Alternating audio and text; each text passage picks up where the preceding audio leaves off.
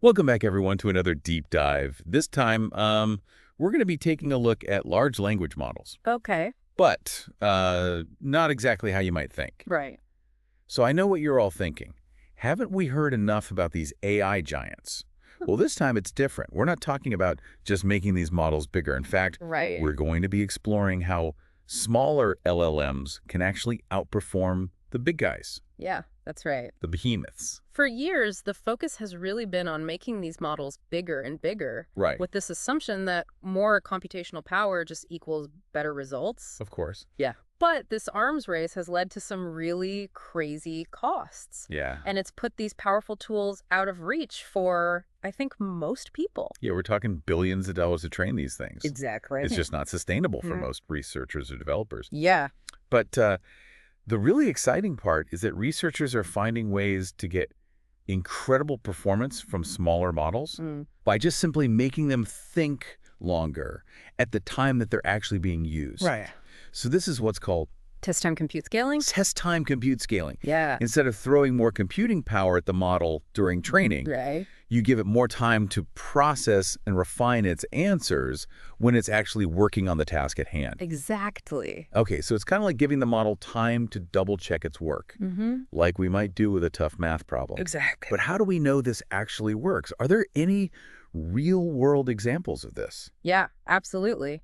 OpenAI, Okay. the folks behind ChatGPT, Right. they have a model called O1 that uses this very approach. Okay. And get this, they've managed to solve some incredibly complex math problems Wow. just by giving this O1 model more time to think during testing. Wait, really? Yeah. They're solving these problems with a smaller model just by letting it work on the problem longer. Yeah. That's amazing. Do we know how they're doing it? So unfortunately, they are keeping the exact methods under wraps for now. But what we do know is that this model is achieving some pretty remarkable results. Yeah. It's a bit of a mystery, Right. which I think makes it all the more intriguing, don't you think? Totally. It's like they have a secret weapon and everyone's trying to figure out what it is. Yeah.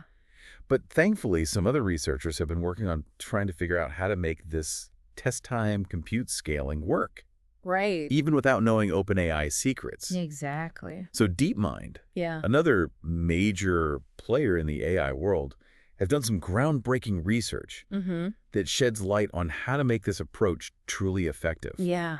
So DeepMind is basically trying to reverse engineer what OpenAI is doing with O1. Yeah, basically, yeah. That's so cool. What have they found? So they've been exploring a lot of different strategies to optimize the use of compute at test time.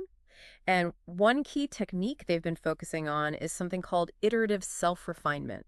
Okay, break that down for me. Yeah. What does iterative self-refinement even mean? It sounds pretty fancy. So it's actually pretty intuitive. Okay. It's like the model is proofreading its own work. Okay. So it'll generate an answer, and then it revisits it and refines it over and over again, catching errors and improving the accuracy over time. So instead of just spitting out the first thing that comes to mind, Right. it's taking more of a careful and deliberate approach. Exactly. It's kind of like thinking, maybe I can make this answer even better Exactly. before I actually say it. Yeah. That's really cool.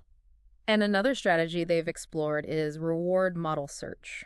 Okay. And this one involves using a separate AI model to guide the search for optimal solutions. So it's like having a coach or a mentor kind of guiding the model along, helping it to stay on track and make better decisions. Yeah, that's a great analogy. So the reward model acts as this guide, Well, providing feedback and kind of nudging the model towards better answers. I see. Yeah. Okay, so this is starting to make sense now. Yeah.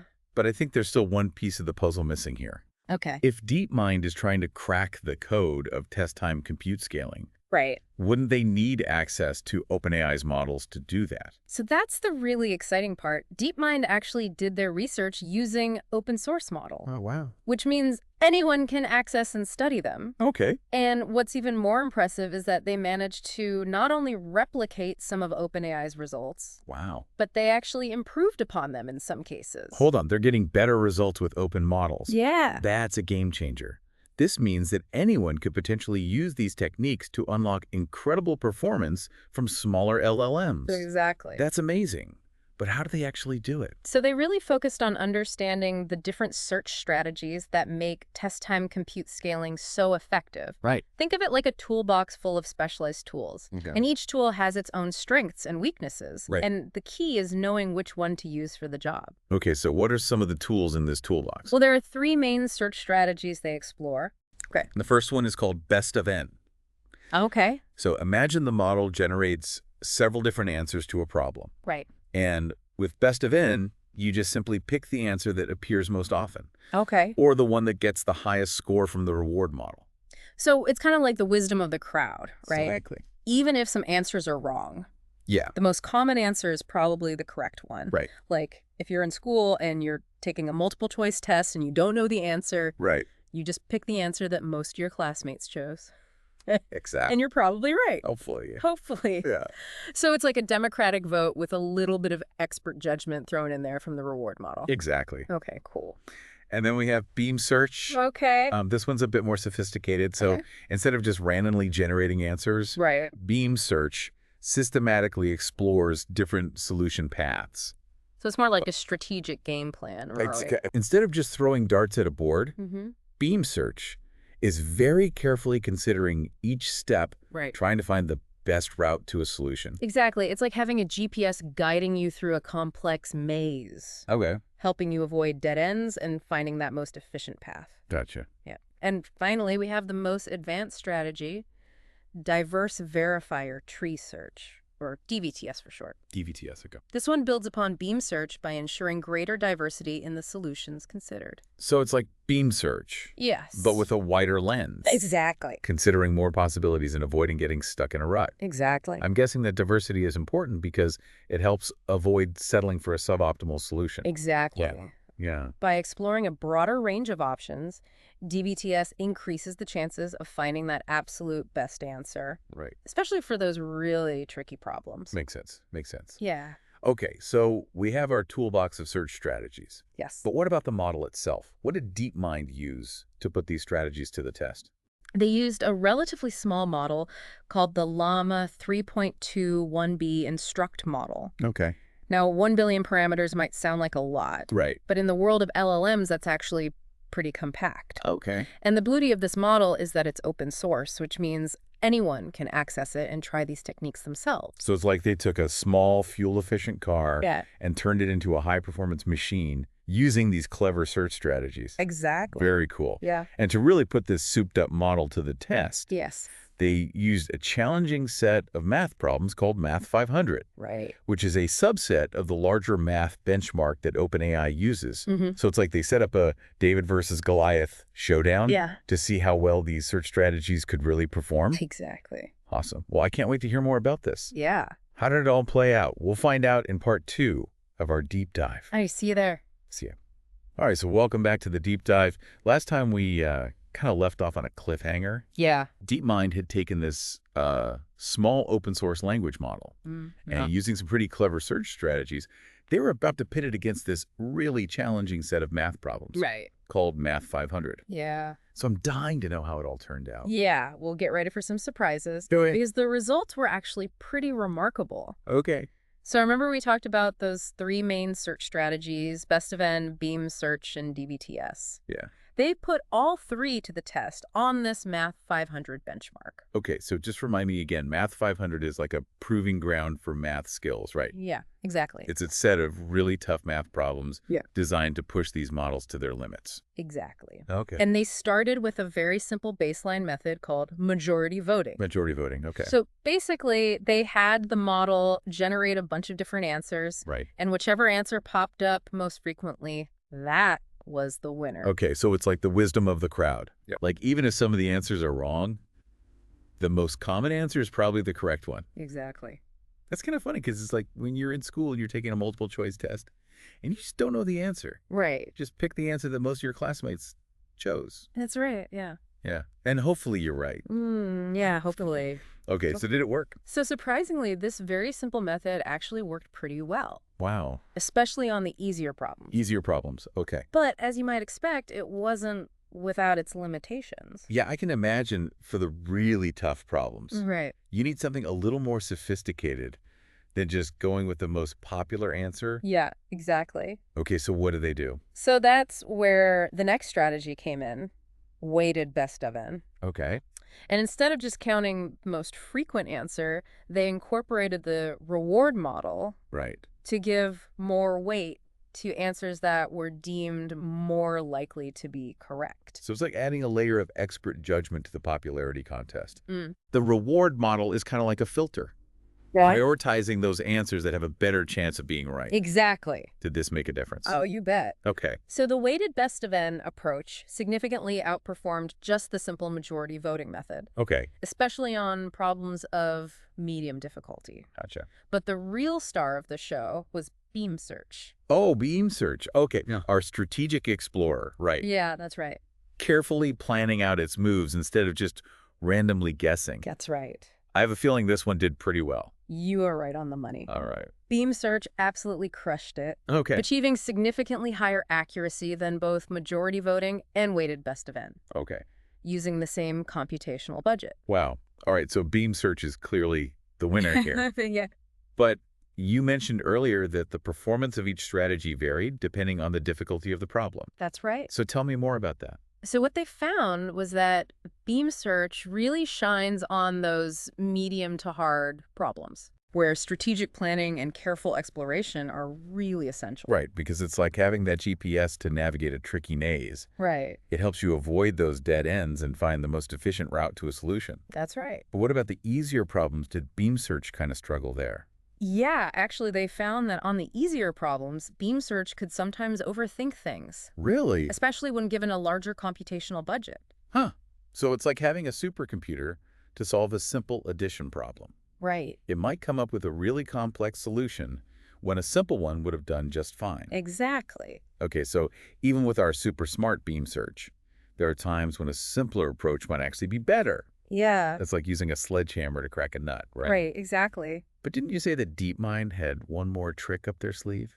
Something called DVTS? Yeah. DVTS, remember, this strategy builds upon beam search, Right. but it adds that extra layer of sophistication by promoting diversity in the search process. All right, so it's kind of like having a team of experts with different perspectives, all working together Yeah. to solve a problem. Exactly. Yeah, diversity is key to avoiding tunnel vision Mm-hmm. and making sure that we're exploring a wide range of possibilities. Yeah, right. So how did DVTS stack up against the other strategies? So it consistently outperformed all the other methods. Wow. Especially with larger computational budgets. Okay. It seems that by really embracing diversity and considering that broader range of options, DVTS was able to find even better solutions, Okay. particularly on the most challenging problems. So DVTS is kind of like the ultimate all-rounder, Yeah, capable of handling a wide range of problems with remarkable accuracy. exactly. But I'm curious, what was the overall takeaway from these experiments? What did DeepMind really learn about test-time compute scaling? So the key takeaway here is that we can unlock incredible performance from smaller, more accessible language models just by really carefully optimizing how we use computation at test time. So it's not just about the size of the model, it's about how we use the resources that we have Exactly. in a smart and efficient way. Yeah, and I think this has huge implications for anyone working with these models because you can achieve remarkable results even without those billion-dollar training budgets. This is really exciting stuff. Yeah, it is. But I think we've been focusing a lot on the technical details. Okay. I want to step back for a second and think about the bigger picture here. Right. What do these findings really mean for the future of AI? That's a great question. Yeah. And it's one that we're going to explore a lot more in the final part of our deep dive. Okay. Well, I can't wait to hear more. All right, stay tuned. Okay. So we're back for the final part of our deep dive into the world of test-time compute scaling. All right. And I don't know about you, but I feel like my brain is already like bursting with new insights. Yeah, there's a lot to take in. I know. It's pretty exciting stuff. It is. But I'm really eager to hear more about what all of this means for the future of AI. Like, it feels like we're on the verge of something really big here. Yeah, you're absolutely right to be excited. Yeah? I mean, we've seen how these clever search strategies can unlock some incredible performance from these smaller language models. Right. Even outperforming those giants in some cases. Yeah. It's a real game changer. Yeah, it's almost like we've discovered this secret formula for making AI more powerful and more efficient. Yeah, kind of. But where do we go from here? What are the broader implications of these findings? Well, I think for starters, it could fundamentally change how we approach AI development. Okay. Instead of pouring billions of dollars into building ever larger models, Right. we might see a shift towards developing smarter algorithms and techniques that can squeeze more performance out of these smaller, more accessible models. So it's like shifting our focus from brute force to finesse. Exactly. Instead of building a bigger hammer, we're learning how to use the tools we already have more effectively. That's a great way to put it, yeah. Yeah. And this could have a really profound impact on who has access to these powerful AI tools. Absolutely. Like, imagine a world where researchers, startups, even individuals Yeah. can leverage the power of language models without needing access to these massive supercomputers. Right. It would truly democratize access to AI Right. and open up this whole new world of possibilities. It's like giving everyone a key to unlock the potential of this amazing technology. Exactly. That's really cool. Yeah, and I think there's also this growing awareness of the environmental impact of AI development. Right. Training those giant language models consumes a tremendous amount of energy, Of course. which contributes to climate change and other environmental concerns. Yeah, that's a really important point. Yeah. Like, if we can achieve similar or even better results with smaller models Right. that require less energy to train, that's a huge win for the planet.